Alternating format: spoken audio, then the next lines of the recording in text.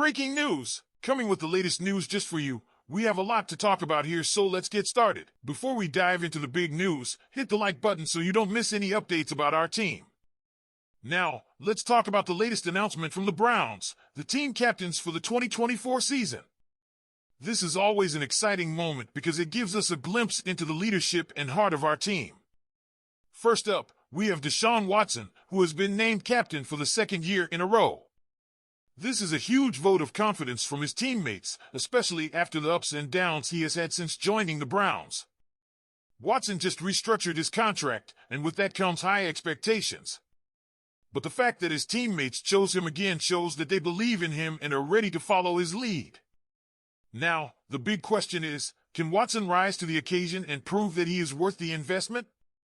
Next up, we have Myles Garrett, a name that is synonymous with dominance on the field. Garrett has been a captain since his second year in the league, and after being named NFL Defensive Player of the Year last season, it's no surprise that he's earned the honors again. Garrett is entering his 8th season, and you can bet his sights are set on one thing: hoisting the Lombardi Trophy. He's proven himself to be one of the best, but now it's all about leading this team to the ultimate prize. Joel Bitonio also made the list, which shouldn't come as a shock to anyone who follows the Browns. Year after year, Bitonio has emerged as the most consistent and reliable player on the roster. As the longest-tenured player, he's seen the ups and downs of this franchise, and his leadership is something the younger guys can look up to. Bitonio's presence as a captain speaks volumes about his impact on and off the field. Charlie Hewlett, our special teams captain. Hewlett is tied with Bitonio as the longest-tenured player on the Browns, and he's been a constant presence for years.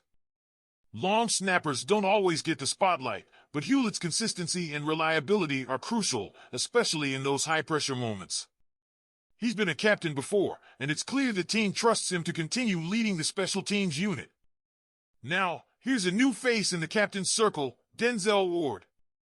After being drafted 4th overall in 2018, Ward has been a lockdown cornerback for us, and it's great to see him getting the recognition he deserves. This is the first time he's been named a captain, and that's a big deal. Ward has been a key pillar of our defense, and as he enters his 7th season, he's taking on a bigger role as a leader. His journey from standout rookie to team captain is something special and shows how much he's grown with this team. So, Browns fans, what do you think of our 2024 captains? Do you think these 5 guys can take us where we need to go this season? Let's hear your thoughts in the comments below.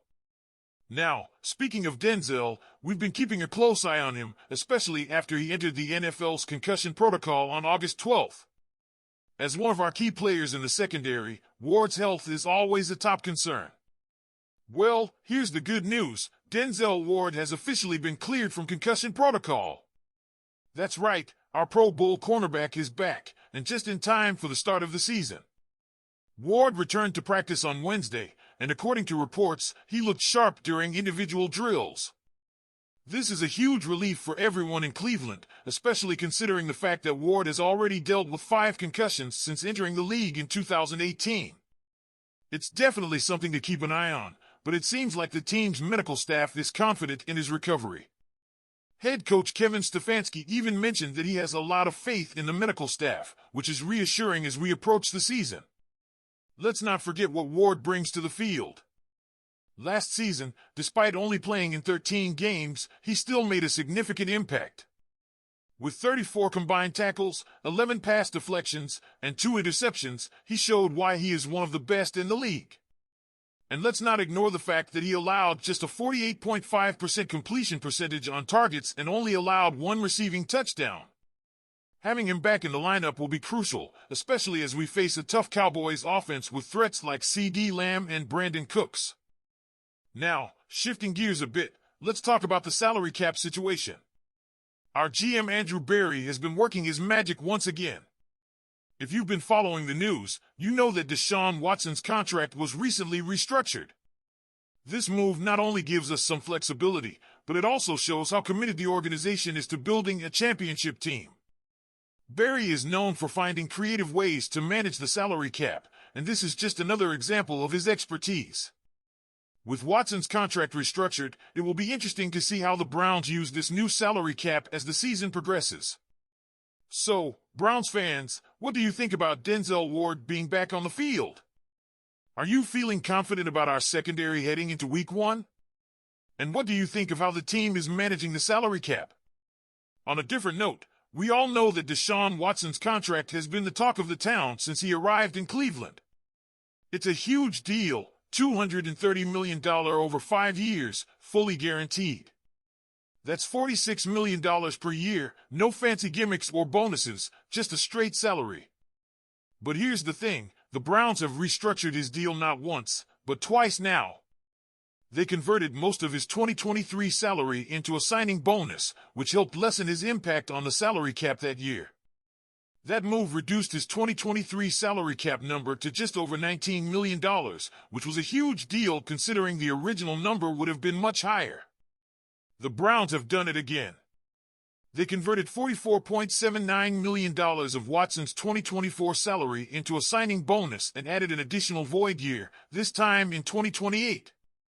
That reduced his 2024 salary cap hit to about $19 million, giving the Browns even more flexibility next season. But here's the catch. Watson's salary cap numbers for 2025 and 2026 are now a whopping $72.935 million each. Yes, you heard that right, nearly $73 million per year. And let's not forget, the Browns are already projected to be about $44 million over the cap in 2025.